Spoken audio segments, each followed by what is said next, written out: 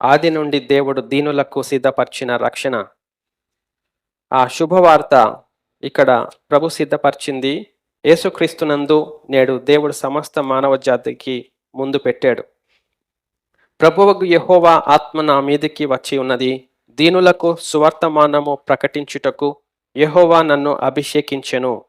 దేవుడు విడుదల, జయము, సహాయము, విమోచనము, ఆత్మీయ స్వస్థత, రక్షణ వస్త్రము, ఆత్మీయ ఆనందం, రక్షణానందం ఇవన్నీ సిద్ధపరిచి ఇక్కడ యేసుక్రీస్తునందు మన ముందు పెట్టాడు. కాబట్టి దీనులకు మాత్రమే శుభవార్త ప్రకటించబడుతుంది. ఎందుకంటే దీనులు మాత్రమే ఆ శుభవార్తను అంగీకరించగలుగుతారు. ఇంకెవ్వరూ అంగీకరించలేరండి. దీనులు దేవుని యొక్క మెప్పు కోరువారు, దేవుని యొక్క సహాయం కోరువారు, దేవుని ఇష్టమును నెరవేర్చడానికి ఆయనకు అప్పగించుకున్నవారు, దేవుని మీద ఆనుకున్నవారు దీనులు. ఏ దిక్కు లేదు. అప్పుడు ప్రజలు ఏమంటారు? వారికి ఏ దిక్కు లేదండి, పాపం, దేవుడే దిక్కు. దేవుడు దిక్కు అయితే పాపం అయిపోయింది మనకి ఈ లోకంలో. ప్రజలు అంత గొప్పోళ్ళు అయిపోయారు. పాపం, ఏం దిక్కు లేదు ఆయనకి, పాపం, దేవుడే దిక్కు అంటే అంత చీప్ అయిపోయాడు దేవుడు. ఎంత ఉల్టా అయిపోయిందని. Our lives are foolish. మన జీవితాలు అంత అవివేకముతో నిండిపోయాయి. ఒక 100 మంది అబద్ధం ఆడితే అది నిజమైపోతుంది. ఒక 1000 మంది వెర్రి మాటలాడితే అవి జ్ఞానవంతమైన మాటలు అయిపోతాయి. కాదండి, అందుకే దేవుడు మనకు ఆయన మాట ఉంచాడు.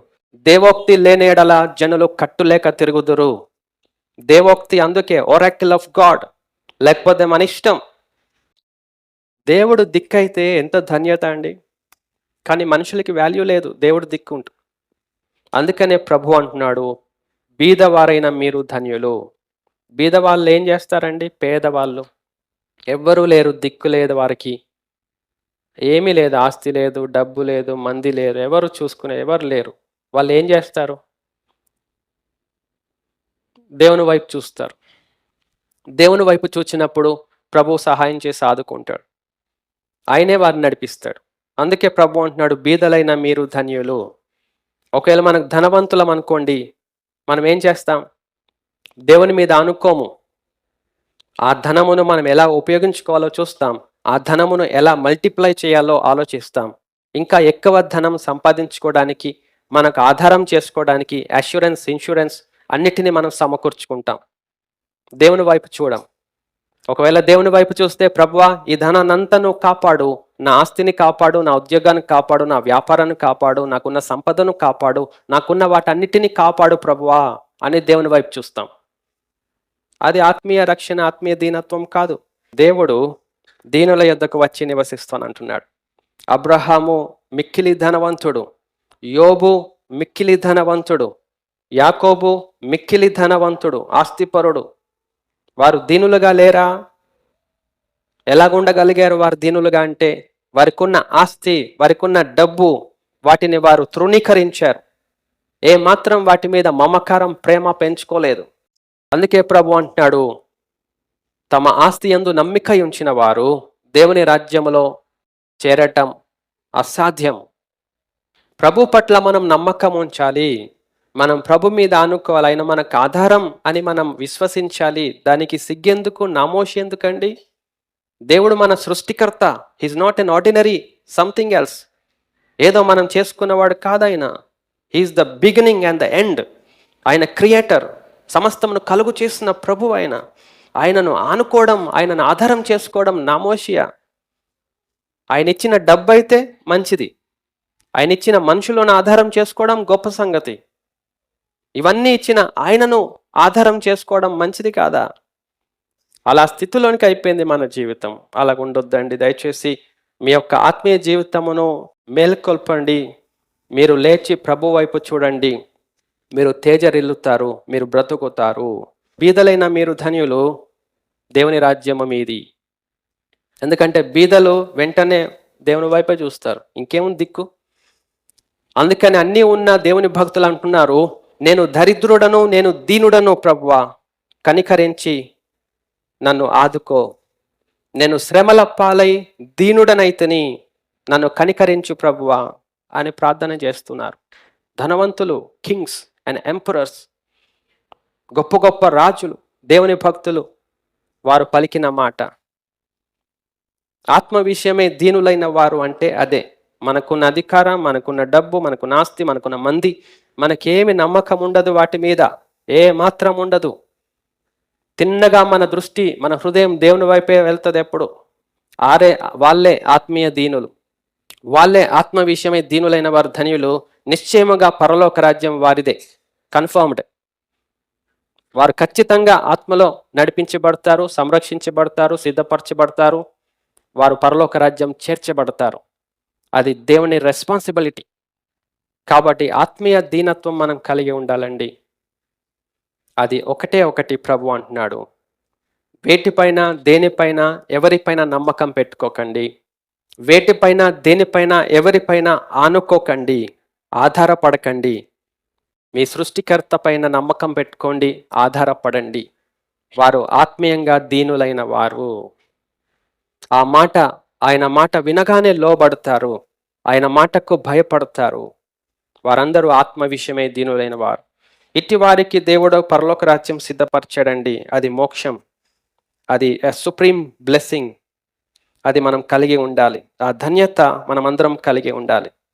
దానికి ఒకటే ఒక ఆధారము, ఈ సంగతులు మీరు ఎరుగుదురు గనుక వీటిని చేసిన ఎడల మీరు ధన్యులగుదురు. ప్రభు మనకు అనేకమైన ఆత్మీయ సంగతులు, పరలోకపు సంగతులు తెలియజేశాడు. ఆయన వాక్యము ద్వారా ఆయన చెప్పిన సంగతులను మనం విన్నప్పుడు వాటిని చేసినట్లయితే మనం ధన్యులం అవుతాము. చేయకుండా పక్కన పెడితే మనం ధన్యులము కాము. మనము విని చేసినప్పుడే ధన్యులం అవుతాం. అది కేవలము ఆత్మ విషయమై దీనులైన వారు మాత్రమే చేయగలుగుతారు. ఆత్మ విషయమై దీనులు కాని వారు దేవుని మాటను అంగీకరించరు, అది గ్రహించరు. అది వారికి వెర్రితనంగా ఉంటుంది. అందుకే ప్రభు ప్రారంభించాడు, ఆత్మ విషయమై మీరు జీవించండి, ఆత్మ విషయమై మీరు దీనులుగా ఉండటము మీ క్రైస్తవ జీవితాన్ని ప్రారంభించండి. ఆత్మ విషయమై దీనులుగా ఉండటము మీరు ఎన్నుకోండి. అదొకటే పరలోక రాజ్యమునకు మార్గము, ఆ మోక్షమునకు మార్గము. ఎందుకంటే ఈ లోకములో మన జీవితం చాలా చిన్నది, చాలా చిన్నది, చాలా చిన్నది, చాలా చిన్నది, చాలా చిన్నది, అసలు లేనట్టే ఉన్నది అంటున్నాడు దేవుని భక్తులు. మీకు కూడా అర్థమైపోవాలి. తెలియకపోతే చాలా విచారకరం, చాలా విచారకరం. దేవుని పరిశుద్ధ గ్రంథములో ఆయన వాక్యానికి అప్పగించుకుంటే ఈవెన్ చిన్న ప్రాయంలోనే కూడా తెలిసిపోతుంది. టీనేజర్స్లో ఉన్నప్పుడు కూడా తెలిసిపోద్ది. లోకమేంటి, మన జీవితం ఏంటి, ప్రభువు దేవుడేంటి, అంతలో కనపడి అంతలో ఆవిరైపోయే ఆవిష్కాలం మనది. ఎప్పటి వరకు ఉంటామో మనకు తెలియదు, ఎంతవరకు ఉంటామో తెలియదు. అయినా కానీ మనం ఈ జీవితం పట్ల ఎంతో హోప్, నమ్మకం మనం పెట్టుకొని జీవిస్తున్నామంటే అది జీవపు డంబం. తండ్రి ప్రేమ మనలో తరిగిపోతూ ఉంటుంది. అది danger for our spiritual life. మన హోప్, మన యొక్క కాన్ఫిడెన్స్ అంతా ఆ ప్రభునందు ఆయన వాక్యమందు అయి ఉండాలి. మన కాలగత్తులు, మన ఆయుష్కాలము ఆయన చేతిలో, ఆయన వశంలో ఉన్నాయి.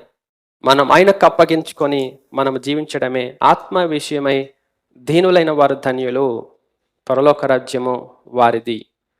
ఆ ధన్యత మనం కలిగి ఉందామండి. ఆత్మ విషయం కొరకు మనం దీనులుగా ఉందాం. ఆత్మ విషయం కొరకు నింద అనుభవిస్తాం. ఆత్మ విషయం కొరకు చెడ్డ పేరాన్ని కొట్టివేయబడదాం, వెలివేయబడదాం. ఆత్మ విషయం కొరకు చెడ్డ మాటలు భరిద్దాం. ఆత్మ విషయం కొరకు నష్టం భరిద్దాం, నష్టం సహిద్దాం. ఆత్మ విషయం కొరకు అన్ని సహిద్దాం. అదే ఆత్మ విషయమై దీనులైన వారు ధన్యులు, పరలోక రాజ్యము వారిది. వారితోనే జీవము గల సృష్టికర్త వచ్చి ఉంటాడు, వారిని అంతము వరకు నడిపిస్తాడు. ఆ దీనత్వం మనం కలిగి ధన్యులుగా ఉందామండి. రోజు మనం జ్ఞాపకం చేసుకుందాం, రోజు ఈ మాటతో ప్రారంభిస్తాం. రోజు ఇట్టి ధన్యత కలిగి ప్రభుకు అప్పగించుకొని మనం జీవితమును కొనసాగిస్తాం. అదే ఆత్మీయ జీవితము, శాశ్వతమైనది, అది శ్రేష్టమైనది.